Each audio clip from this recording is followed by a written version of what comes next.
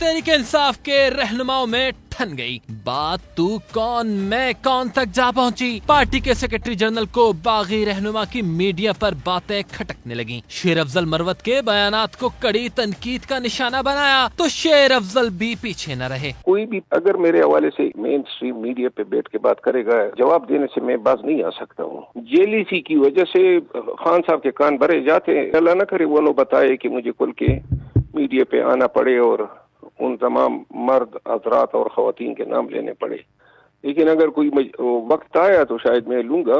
शेर अफजल मरवत ने सलमान अकरम का पार्टी औहदा गैर कानूनी करार दिया तो पार्टी चेयरमैन सफाइयां देने लगे। कहा तकरीरी बराह रास्त बानी चेयरमैन ने की। अलीमा खानम भी बोल पड़ी। सलमान अकरम राजा के ऊपर जिसको इमरान खान ने अपॉइंट किया है और उसके पीछे अपने ही लोग लग जाएंगे, उसको आप कभी कहेंगे जी ट्विटर अकाउंट जो है ये इमरान खान का कोई और चला रहा है और उसको मुतजाद बना दें। इमरान खान बता के भेजते हैं अंदर कि मेरे ट्विटर अकाउंट पे क्या। आज खान साहब ने शेर अफजल मरवत ने बानी से मिलकर बात करने का ऐलान किया तो पीटीआई के एडिशनल सेक्रेटरी जनरल फिरदौस शमीम नकवी ने पार्टी डिसिप्लिन की खिलाफ वर्जी पर कार्रवाई का इंदिया दे दिया।